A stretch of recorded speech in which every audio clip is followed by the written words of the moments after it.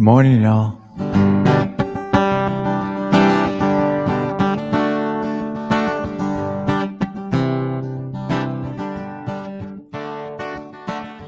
Everybody, come on down. Everybody, gather around. Hey, everybody, bring a friend. Hey, everybody, come and help me sing. All are welcome here. Lay your burdens down. All are welcome here. We're on hallowed ground. All are welcome here. We'll break our bread with you.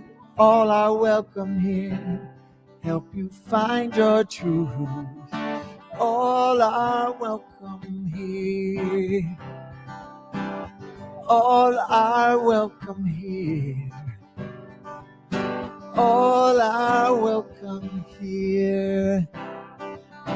All are welcome here. Oh, hey, everybody, come on down. Hey, everybody, gather around. Hey, everybody, bring a friend. Hey, everybody, come and help me sing. All are welcome here. Lay your burdens down. All are welcome here. We're on hallowed ground. All are welcome here. We'll break our bread with you. All are welcome here. Help you find your truth. All are welcome here. All are welcome here. Everybody, all are welcome here. All are welcome here. All are welcome here. One and everybody, all are welcome here. Bring a friend, come on down. All are welcome here.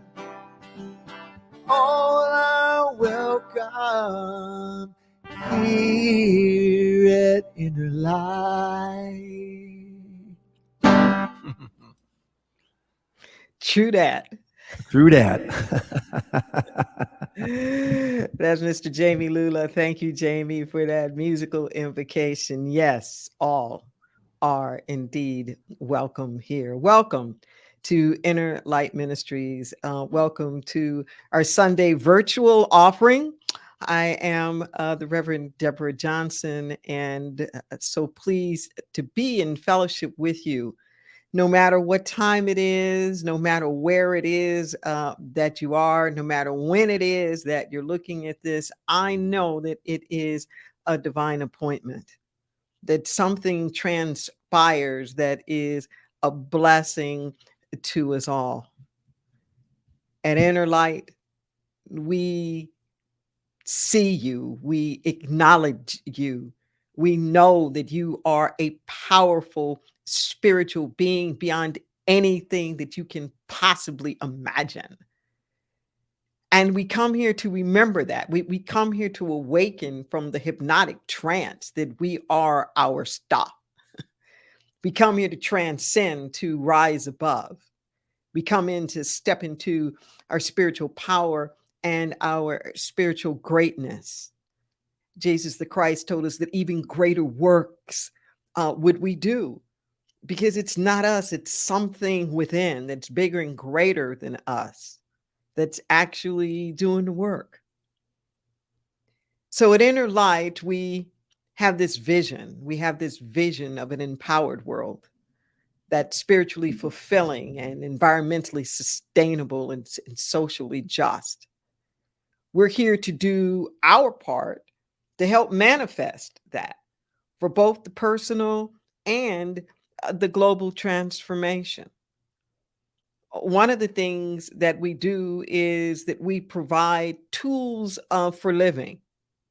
And a tool can do a lot of different things, but it won't do anything unless you use it. Okay. The tool is only as good as our capacity and willingness and frequency of using it. And these tools for living that we offer, they are about practically applying universal spiritual principles to all of life circumstances, all of them, not cherry picking and saying, oh, well, yeah, this might work in relationships. Oh, but this is the rent, or oh, yeah, this might work in a one-on-one relationship. Oh, but this is politics. Yeah, it might work over here for this thing, but oh, this is business. This is money. It's like, no. The same spiritual principles are true everywhere. We are talking about the universal spiritual principles that are not contingent upon dogma or doctrine or creed. There's no patent on the truth. No one group, no one culture, no one religion has a monopoly on the truth. If it's true, it's true, it's true. It's always been true. It's always going to be true. And that's the place where we stand. So we encourage you, as you're listening through all of this, to take the kernels that you can stand on, the kernels that make sense, the kernels that you in fact have proven to yourself time and time again, and then just have the courage to apply it to something else. Okay? Our biggest malpractice spiritually is just inconsistency. We either drop the ball, we do it for a while, and then we stop, or we play it too small. We don't understand its implications and the breadth and the depth of its meaning in more and more places and spaces in our life. So I want to encourage you to expand, to grow. Today, we're going to be talking about coming out of our spiritual closets. That's what we're going to be talking about today. And as we do every week, we offer a particular tool for living. They are affirmative activations. 100 words, 100 words, 100 words to change your life, 100 words to change how you see, 100 words to reframe what you think is the problem or what the solution needs to be, 100 words that give you exercises and practical things to do and to put into place. They are all that and so much more. We offer them in this virtual offering to just like whet the appetite a little bit.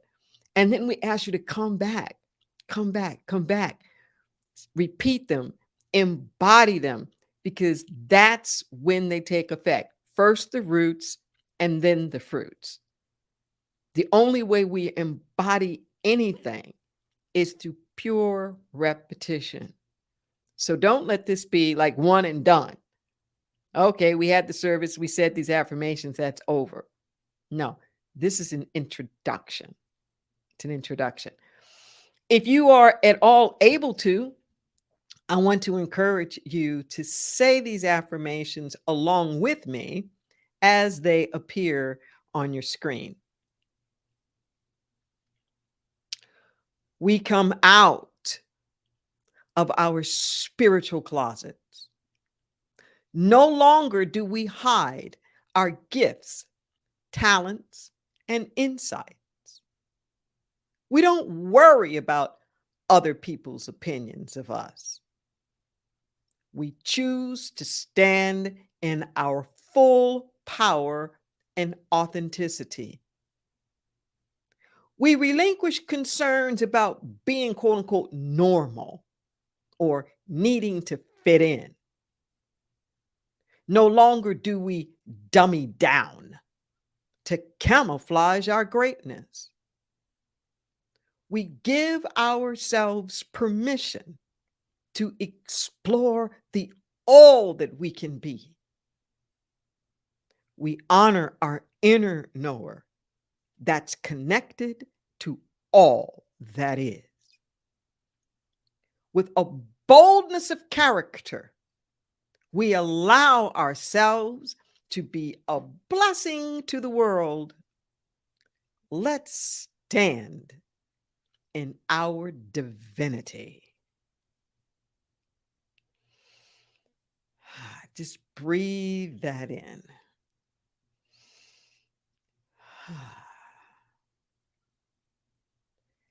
And to help prepare us and open us wide for a message to touch our hearts, I'm going to bring back Mr. Jamie Lula. Amen. Amen. Countless blessings.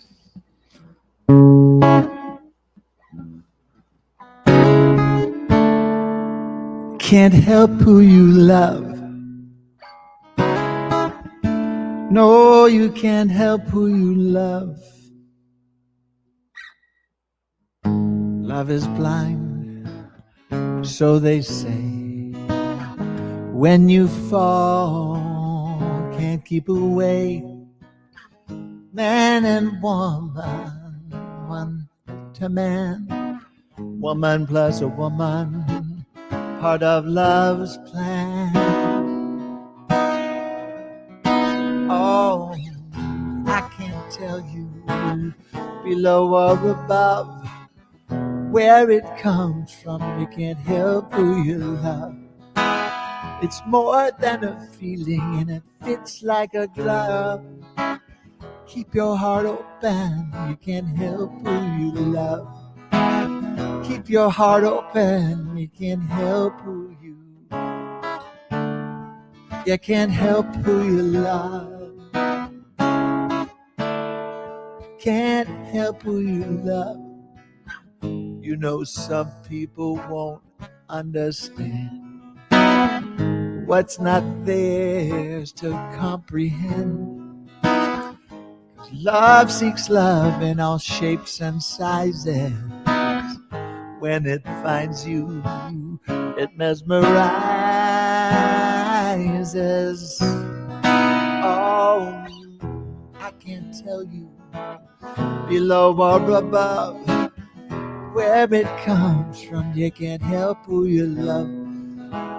It's more than a feeling and it fits like a glove. Keep your heart open, you can't help who you love. Keep your heart open, you can't help who you love. You can't help who you love. You can't help who you love.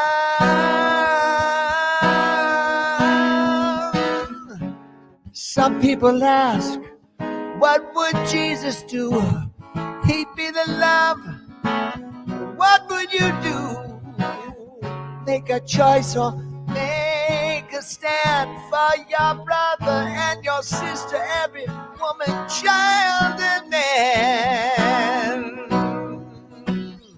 I can't tell you below or above where it comes from. You can't help who you love.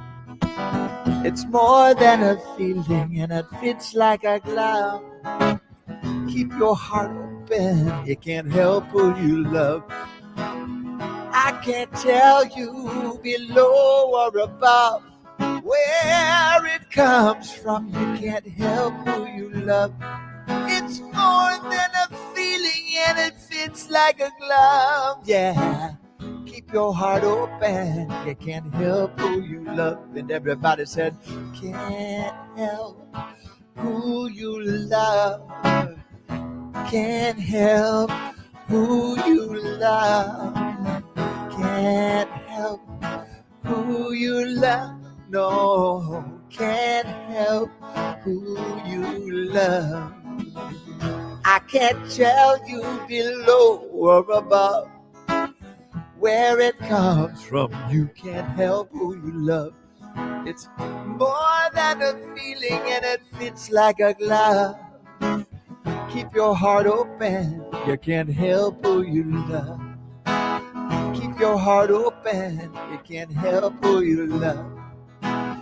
Keep your heart open, you can't help who you love.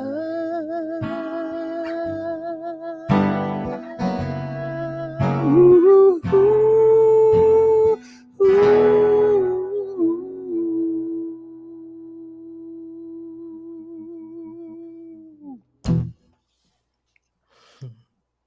Thank you, Jamie. Thank you, thank you, thank you. Let's just breathe that in. Breathe that in. Today, we're talking about coming out of our spiritual closets. See, I contend that each and every one of us has greater capacities than we are showing, that we are allowing, that we're even letting ourselves know about. Okay. That each of us is imbued with wisdom and intelligence, with creativity, with talents, with insights that are so big and so huge that at some level it even frightens us to think about it.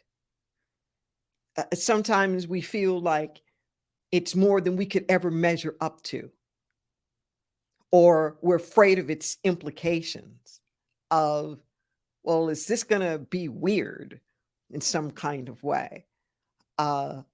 Most of the time, we're concerned in some way, shape, or form about what other people are going to think about it. We sometimes internalize that judgment. So before other people can think badly about us, we'll think badly about ourselves. Sometimes we refer to that as self deprecation.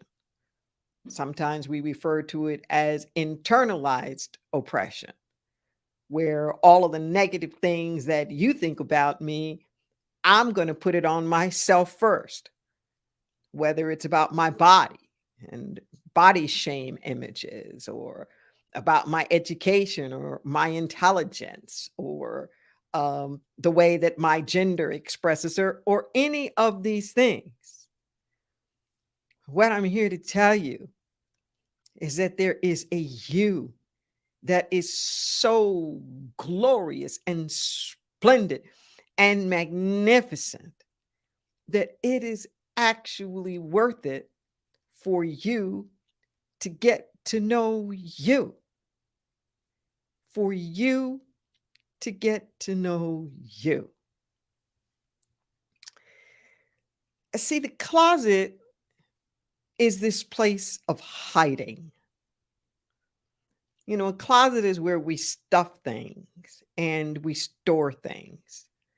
Sometimes it's the things that we actually use on a continuous basis.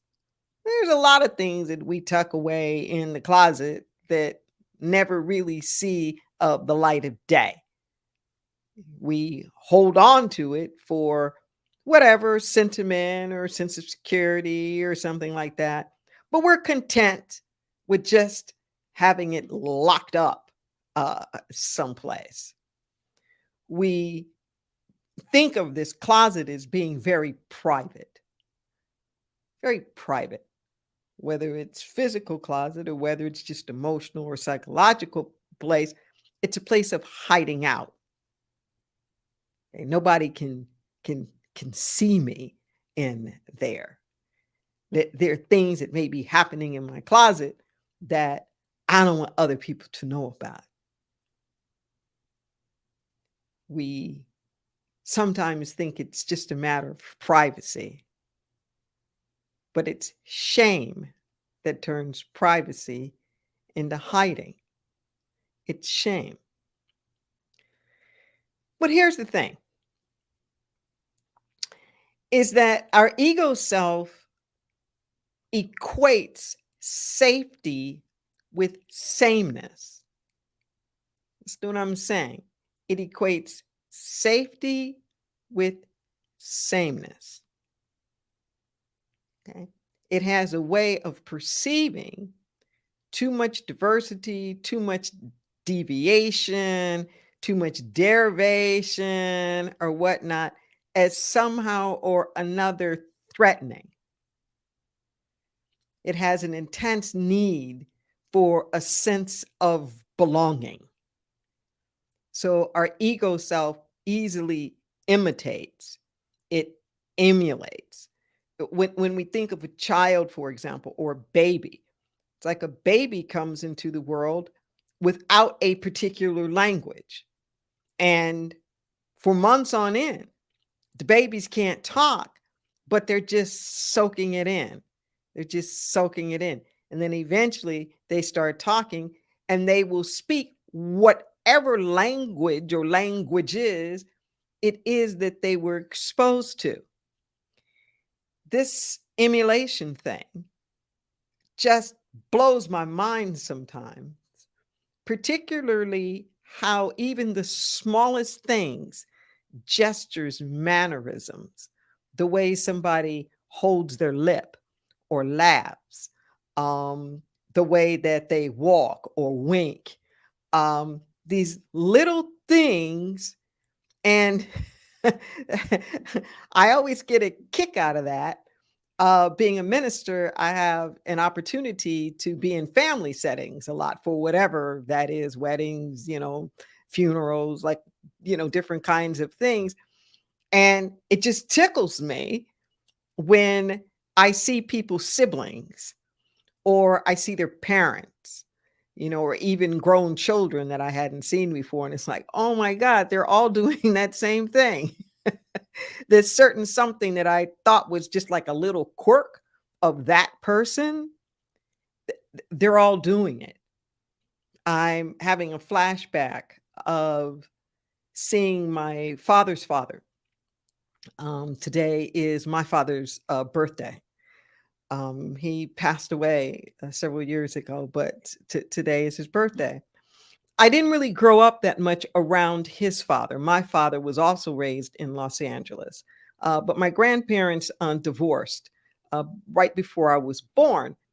And my biological grandfather, paternal grandfather, moved to Tennessee. So I'd only physically seen him a couple of times. But towards the later end of his years, he needed some surgery. He needed a quadruple bypass.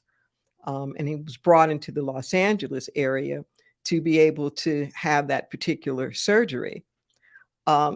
He was in a senior assistant living facility, a new one that had just opened up. And I remember when I went to see him, I was a senior in college. My cousin was with me who lived with us. And his door happened to be opened and it took my breath away. It just absolutely took my breath away. It's like, there was my father. It was his father, but everything, the speech patterns, the mannerisms, he was so much like him, it took my breath away. Okay. I can't say where all of this comes from. I'm not a psychologist. I can't say what that is in us that makes us emulate and repeat the things that are familiar to us and that we see. And I'm not saying that there's anything wrong with that, but part of the problem here is that we allow that to be our ceiling, so that we think a certain way, or we do this particular thing, or we don't do that. And that we could be anything. We of this gender, men don't do that, or women don't do that. It could be about family stuff. Well, we don't do that kind of occupation, or we don't do that kind of thing. It could be our religious. We wouldn't go to that kind of a place. We wouldn't worship that kind of, we'd never say that kind of prayer. Like whatever that stuff is that we do to try to fit in. But so often what it does is it prevents us. It prevents us from exploring the more that we can be. It prevents us from our capacities. I don't know how many studies have done around, for example, girls in academics, where girls mature earlier than boys, and quite often are excelling in certain things like science and mathematics at higher levels than the boys are initially. Then, when they start getting around adolescence or something like that, the girls start dumbing down. Okay. So as not to compete or not to appear to be like unfeminine or whatever that is. There's all these different kinds of ways that we box ourselves in. I'm afraid to be a dancer, because I'm going to be teased, if I'm a male, or I'm afraid to do this thing or that thing. These closets come in so many different shapes, sizes, and forms. The spiritual closets are where we are in denial. We're in denial, or we're hiding certain abilities and capacities that we have because we are afraid that it won't appear to be normal. We're afraid that it doesn't emulate anybody else or anything that we know. We're not quite sure how other people are going to feel about it. So rather than explore it, rather than experience, Lord knows, rather than share it, we tuck it away. We hide it in these particular closets. Every now and then we might let it peek out. There are all kinds of manners and things. Maybe you actually can connect to people, quote unquote, on the other side. Maybe you have this incredible premonition where you sort of know things, before they actually happen. Maybe you connect with animals and it's almost as though you're reading their mind and you know what they're thinking before they're actually thinking. They can't articulate, but you can feel that what in fact is going on with them. Maybe you're an artist and you can just see it before you even go to the canvas. It's just pure form. Maybe you're a musician and you can't even sleep at night because there's so much music or whatever that's downloading to you, or that's coming through you, that you can't even capture it all or the majesty of it because it just seems like it's so much. There's so many different things that we do, but we don't own up to it. And here's the thing that I know is that when we don't own up to it, our lives are smaller. Listen to what I'm saying. Your life is not as fulfilled as it can be. See, one thing leads to another, to another, to another. So there's a cascading effect that happens it's like anything. If you open up to creativity, you're not just going to open up to like one kind of creativity. Once you start opening up to creativity, you start opening up to creativity. Once your heart starts to open up to love, it doesn't open up to just one person. Once your heart starts to open up to love, it just starts to open up to love. And you find yourself loving things and people that maybe before you were dismissive of, or maybe before you didn't even like them at all. But because of the love, you grew to a different place of compassion.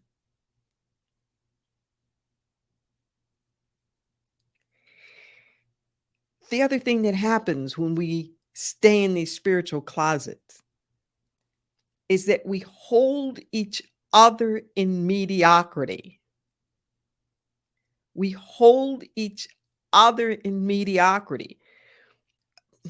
We make these little pacts with one another. And we're not always even sure that we've made the pact, but we have. And it's a pact to not grow. It's a pact to not change, to not rock the boat, to not threaten the situation by growing or learning. We come up against these at different points in our lives. One of the first places that we come up with this is, say, for example, with childhood friends or adolescent companions, and you were tight in high school. And then there comes a maturation point where you find yourself kind of going in different directions because you're answering your heart's calling. Okay. And there's a part of you that may be afraid of that, afraid of moving away or going to another city to go to college, or trying out another profession, or traveling over here, doing this or that. But there's that something that compels us. There's something within us that says, if I don't, I'm going to regret this. If I don't, I'm going to be missing something. And we may not even know where it is that that's going to lead, but we just know that I'll never get to door number 2 or 3 unless I go through door number 1. There's this chance that I have to take. And what I know about coming out of the closet is that when you express that bravery, then you give other people permission to express that bravery. I can say in my own life, for example, when I started getting these spirit messages, when I started getting these downloads, and, I thought it was just like the weirdest thing in the world. And frankly, I didn't believe in it. I'd seen it happen growing up in Pentecostal environment. I saw it all the time, but I didn't believe it. Okay, I didn't believe it, and I'm worried. What does this mean? I've got a corporate career. I'm a consultant, all these Fortune 500 companies, and what is this? Talking about these spirit messages and all of the rest of that, and I'm like, ooh. Like what does this mean? Am I going to be out of a career? Is everybody going to think that I'm woo woo woo woo woo or whatever? And we all have our whatever, our suspicions, our fears, our worries, our concerns, whatever that is that keeps us in check and not admitting it. But what I found out by coming to grips with it, letting it out, even letting some of these letters get published, is that people start coming to me. People start coming to me and letting me know about, well, you know what? I get messages too. I just don't know what to do with it. We often will tell people to pray on stuff, but like, heaven forbid they should get an answer. Like, to pray is okay, but to receive an answer is crazy. It's like, whatever that is that's going on with you, maybe you don't get letters. Maybe you get something else. I don't know what it works like for you. But what I can tell you is that there is more to you than you allow. Okay. There's more to all of us than we're willing to admit. We dummy down. There's a phrase that I will use fairly frequently that I coined of decolonize your mind. Decolonize your mind. What do I mean by that?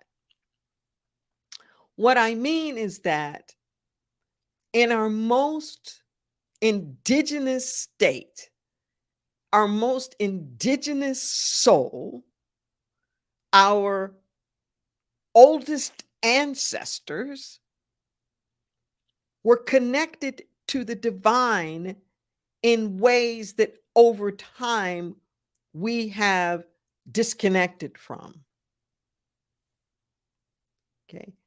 That more indigenous populations that are living closer to the earth, that still have their native traditions and practices, usually have a tremendous amount of reverence for life, living in the mystery of life.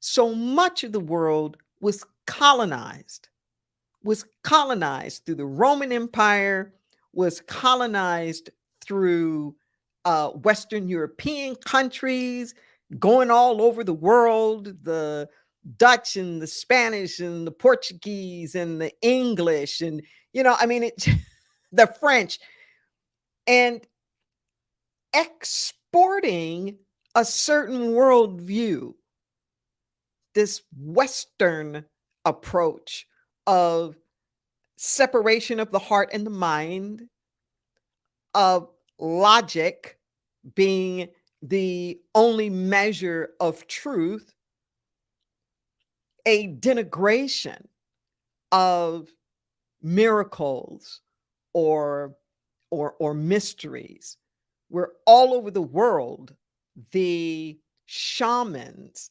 the mystics, the medicine people, the spiritual traditions of healing and working with the plants, the herbs, or the elements, or the minerals. It's like all of that was deemed demonic. Okay. It stripped people of their spiritual power and their spiritual authenticity, and then puts them under the thumb of an institutionalized church, so that they don't have the right to have a one-on-one connection with the divine. It takes away their sense of sovereignty and autonomy, and it becomes a way of subjugating. Okay.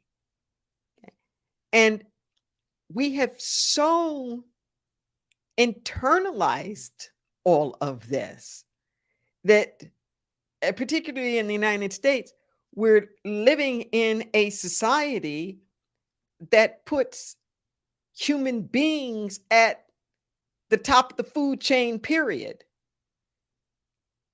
where we're over everything. We're not at one with anything. So that the earth is just this resource to be utilized and exploited. So we develop these extractive economies that are always taking from the earth instead of working with and replenishing and regenerating the earth. And that consciousness, I say all the time that the only thing that ever needs to be healed is just a sense of separation. So we've allowed ourselves to feel separate from the earth, to feel separate from God, however you conceive the divine to be, to feel separate from each other, living in these little silos of identity, fighting each other over the crumbs of privilege. It's like, oh no, no, no, no, no, no, no. No. We are more than this. We are greater than this. Each and every one of us has a right to be happy and whole and fulfilled. You're not weird. You're not strange because of your spiritual capacities. It is your strength. It is your strength. And I want to encourage you, like whatever that is, just take the labels off of it.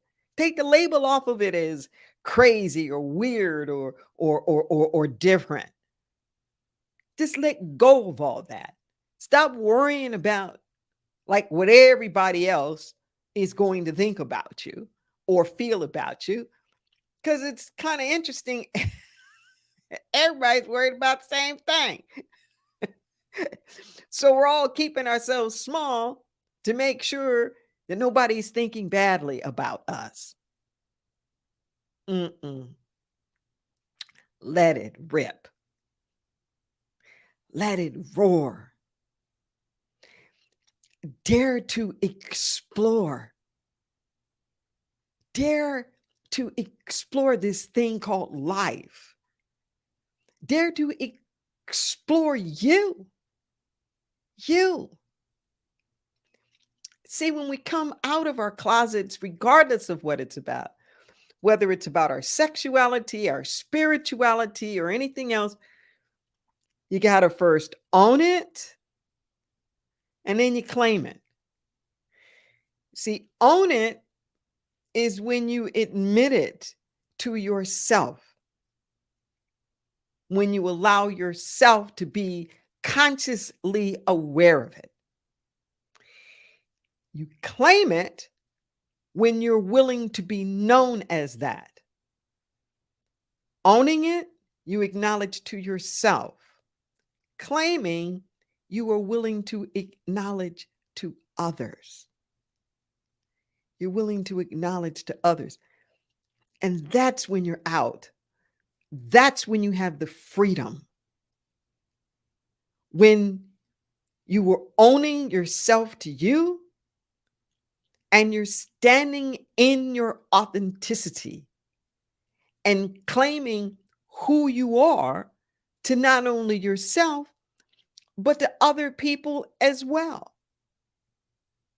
I know it feels like a little scary at times, and we can have trepidation about telling too much of our truths and letting it be known a little bit too much of all these different things that we do. But the more that you share it, the more you will enrich. And yeah, so other people don't do that. I remember one of our choir directors at Inner Light explaining how he never learned to read music. In fact, he was illiterate until way up in his years, like his 40s or something like that. Um, but that not only did he hear the music, but he saw it in colors, which didn't seem strange to me at all, because it's been scientifically proven like that every color has a wavelength. It has a frequency, it has a bandwidth, so that like it can be measured. There are some people who are so incredibly in tune that they can work with with with plants. Um, I remember I remember this was years ago when I was first in my spiritual classes. I don't know how in the world this woman did this. And she loved plants so much that she was able to make them grow, but in reverse, where she was able to take plants from whatever their ordinary size was and grow them dwarfed, like just a miniature version of whatever it is that they would have been. Sometimes so dwarfed she could put it inside like a glass bottle or something like that. And like how in the world she knew to do that and how she figured that out, I don't know. But I can tell you this: every great discovery, every great breakthrough, every moment of seeming evolution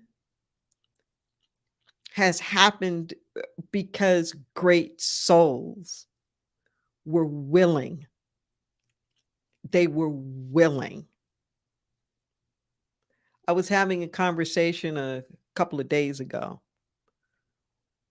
about different kind of spiritual things, reincarnation, miracles, all the rest of this. And I use that phrase again about decolonizing the mind. And they were saying, well, because they were Christian, they didn't believe in this, that, or whatever.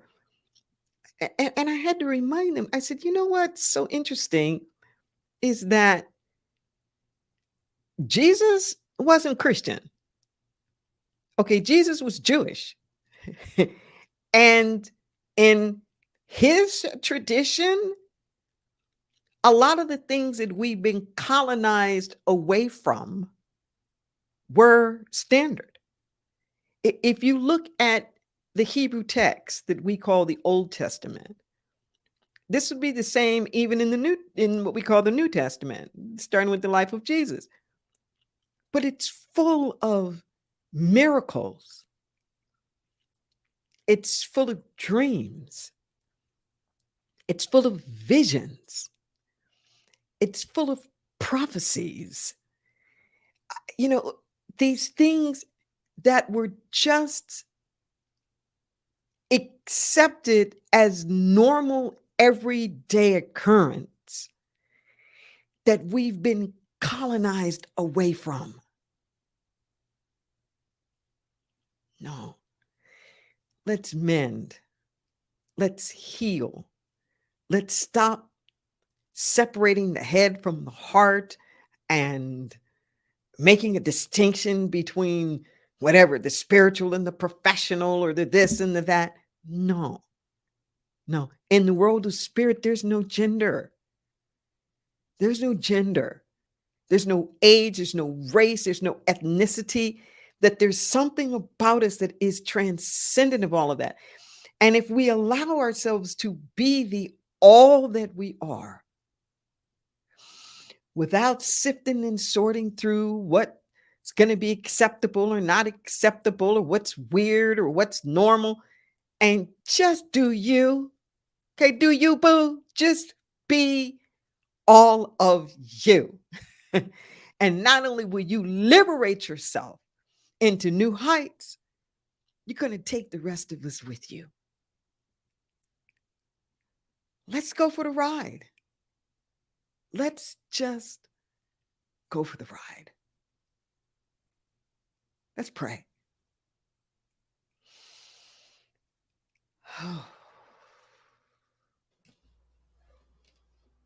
We're so grateful in this moment.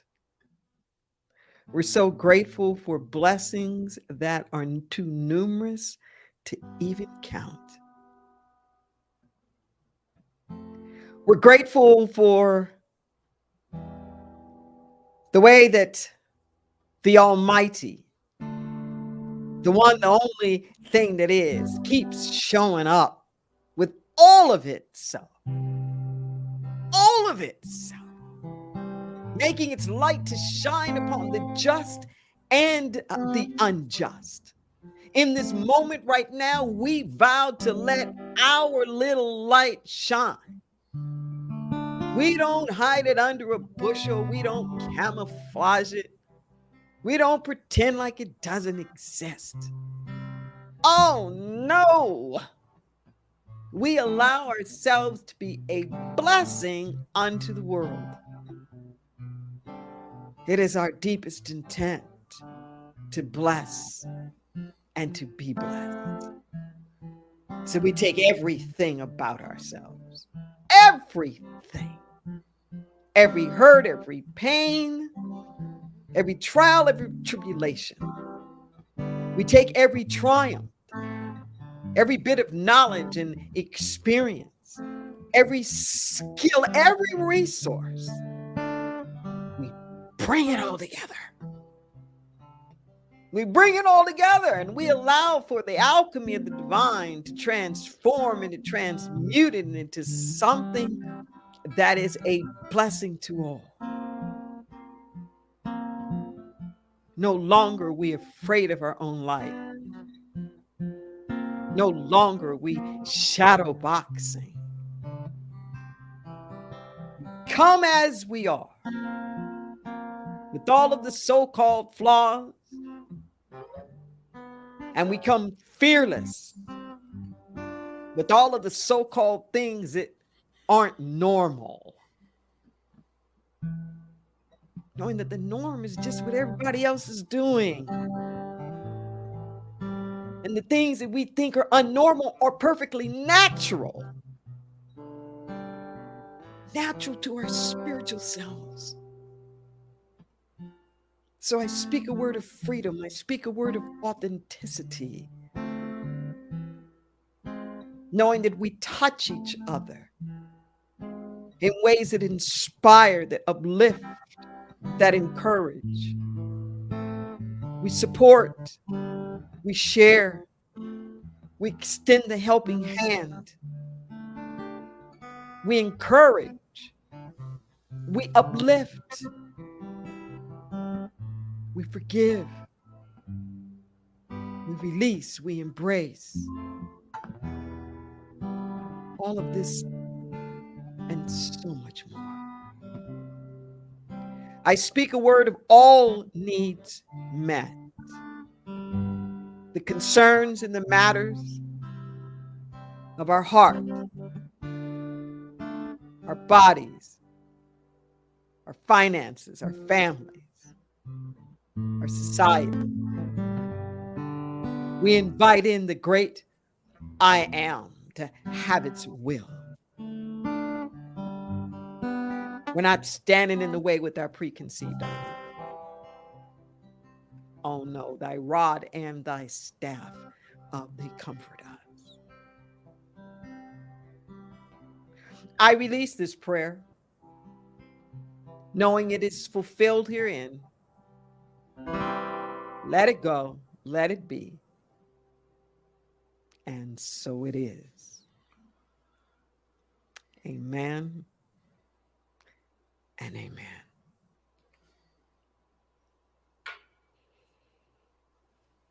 We breathe that in.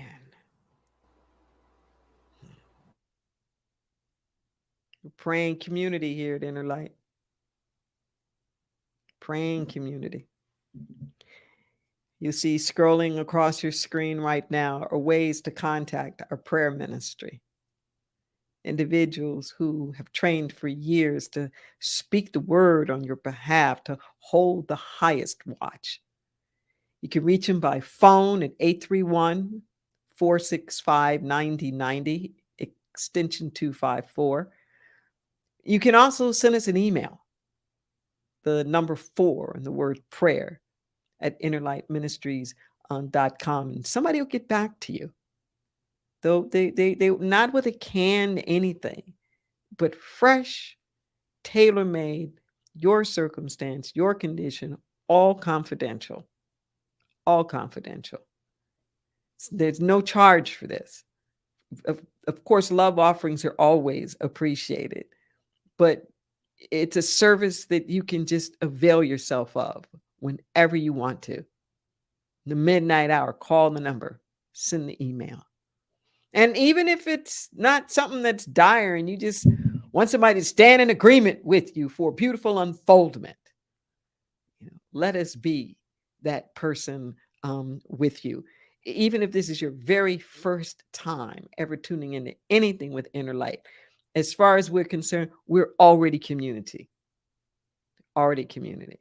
So it's open to anybody and to everybody.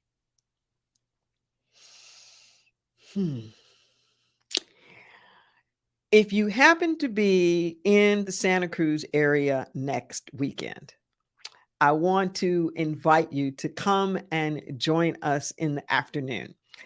First Sundays of the month, we gather at the Resource Center for Nonviolence from 3 to 5.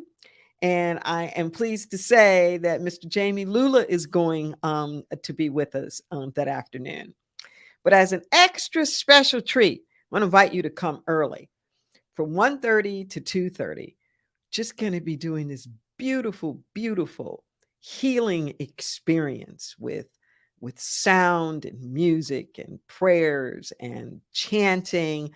And I'm going to invite Jamie in case there's anything that he wants to say about that.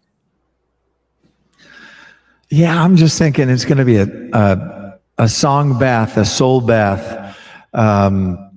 It's just going to be, I think it's going to just a soul bath is the best way to explain it. Amen. It's not a concert.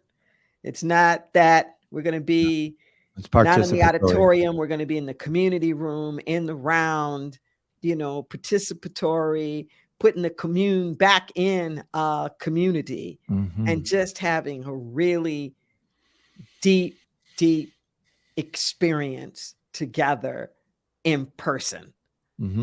Yes. Yeah. And then we'll roll into our 3:00 gathering, and Jamie's going to be there with us, and our band will be there as well. And Jamie and I are going to do a dialogue. We're going to be talking about, hey, this thing called life, and what are the things that we need to do in order to stand in a place of resilience. So, we're going to be coming out of our own spiritual closets about stuff that's going on in our lives. And nothing inappropriate, but just letting everybody goes through something. And it's okay to just go right on through it and get out on the other side. So we hope to see you there. Resource Center for Nonviolence on Ocean Street, 1:30 for our little sound bath, and 3:00 for our gathering. It's open to anybody. Hope to see you there. Yes, and I also want to say thank you for all of the contributions that come in. Your gifts, your tithes, your offerings make all the difference in the world. We are an independent ministry, and we're able to do all of our programming and all of our outreach and ministries because of the support of people like you. If you see on your screen that there are numerous ways in which you can make that contribution. You can use a mobile device, use the QR code, take you to a portal. You can use PayPal or any other debit, credit card. And I want to encourage you to use the recurring, the monthly option. I think there's even an annual option there too. But there's something I find about the consistency. I give to a lot of different places. And some of you are tithing full 10%. And whatever that amount is that is calling on your heart, we say thank you for that. If you are watching this now on the computer, you can go to our website, innerlightministries.org, and you'll see that there's a donate button right there that'll take you to the same portal. Maybe you want to do Cash App or text. You see that those options are there as well. But know that regardless of the method that you may use, that through the act of your giving, that all of it is purified, regardless of where money has come from or what it's been used for or before, whatever. Like, all of that doesn't matter because something happens in this act of giving that blesses not only the money, but it blesses you as well. And I invite you to do this blessing with me now and just repeat after me. My every act produces abundance. I dare to give freely unto the truth that sets us free. I release this gift, knowing it returns to us 1,000-fold. Yes, indeed. And I'm going to turn it over to Jamie to give us something to close us out. Amen. Amen. Okay.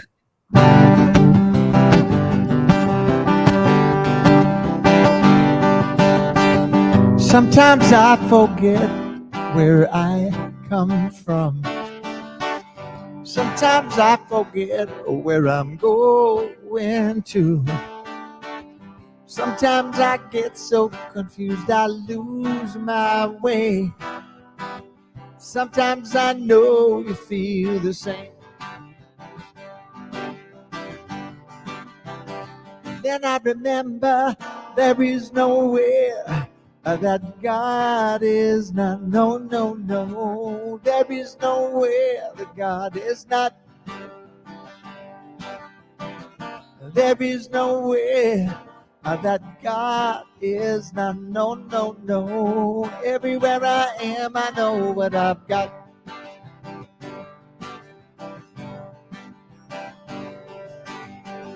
Sometimes I believe in what I see.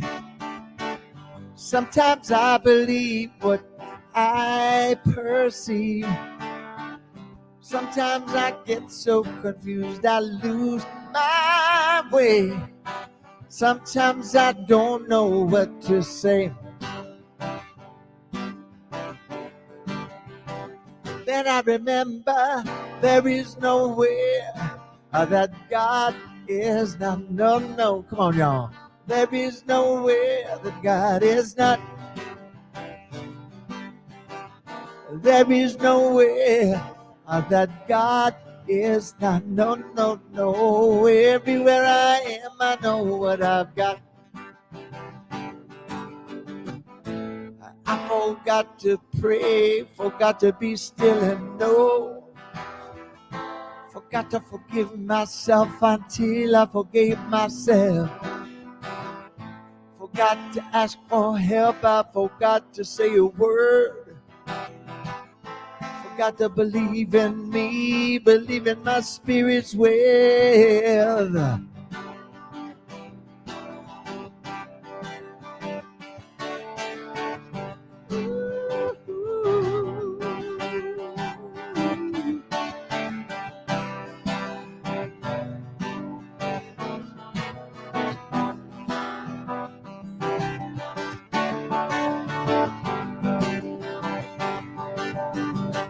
There is nowhere that God is not. No, no, no, no. There is nowhere that God is not.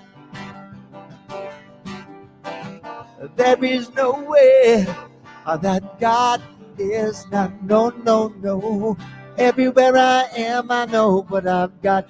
Everywhere I am, I know what I've got. Everywhere I am, I know what I've got.